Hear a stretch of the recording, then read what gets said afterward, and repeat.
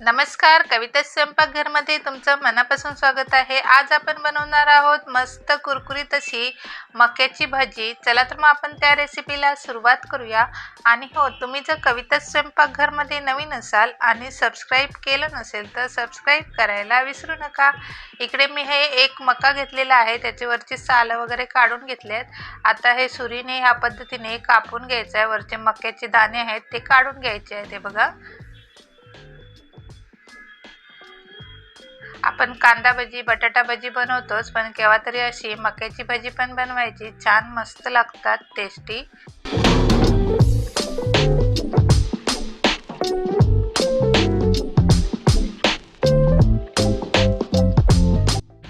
दोन हिरव्या मिरच्या घेतल्यात, त्या बारीक चिरून घेऊयात।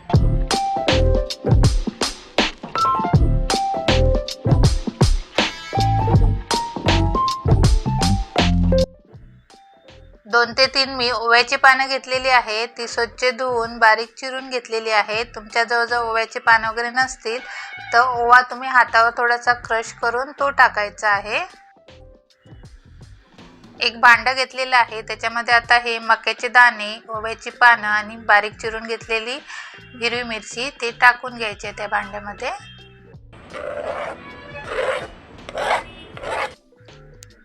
आलं लसूण पेस्ट जराशी टाकूया। लाल तिखट पाव चमचा, तुम्हाला ज्या प्रमाणात तिखट पाहिजे भाजी त्या प्रमाणात तुम्ही मसाल्याचं प्रमाण वापरू शकता।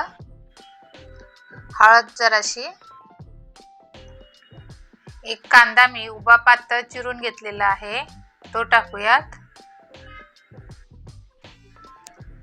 थोडीशी बारीक चिरून घेतलेली कोथिंबीर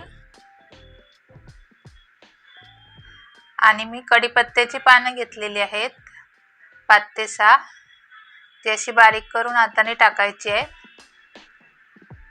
कढीपत्त्याची पाने टाकल्याने पण टेस्ट वाढते, चवीला पण छान लागतात आपल्या। यामध्ये आता 5 चमचे बेसन टाकणार आहे।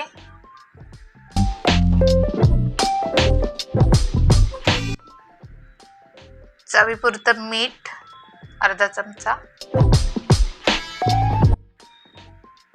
हे सर्व मिश्रण आता व्यवस्थित मिक्स करून घेऊयात।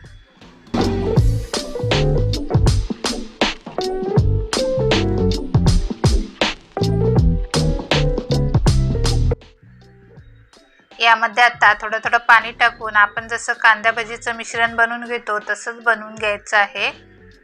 एकदम जास्त पाणी टाकायचं नाहीये।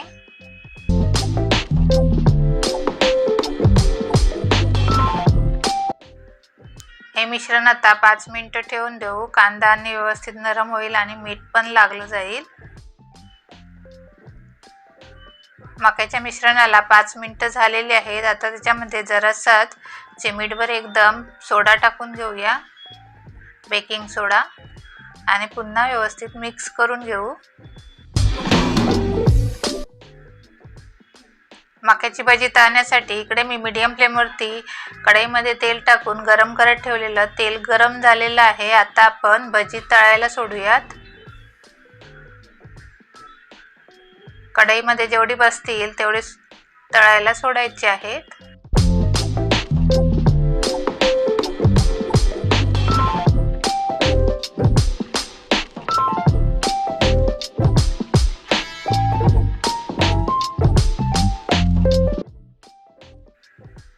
दोन ते 3 मिनिटांनी भजी दुसऱ्या साईडने परतून घ्यायची आहेत।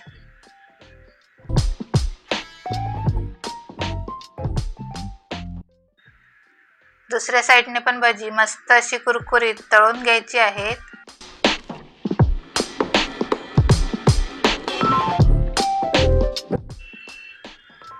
मस्त कुरकुरीत अशी भजी तळून तयार आहे। तेल व्यवस्थित गाळून घेऊयात। याच पद्धतीने मी बाकीची सर्व भजी तळून घेणार आहे। हे बघा, मस्त कुरकुरीत अशी मक्याची भजी आपली बनून तयार आहेत। तुम्ही पण या पद्धतीने नक्की बनवून बघा, छान होतात, टेस्टी। हे बघा, एक तोडून दाखवते। आणि तुम्हाला माझी रेसिपी कशी वाटली ही कमेंट करून सांगायला विसरू नका। आणि कविता स्वयंपाकघरला नवीन असाल तर लाईक करा, शेअर करा आणि सबस्क्राईब करायला विसरू नका। व्हिडिओ पाहिल्याबद्दल धन्यवाद। Bye bye.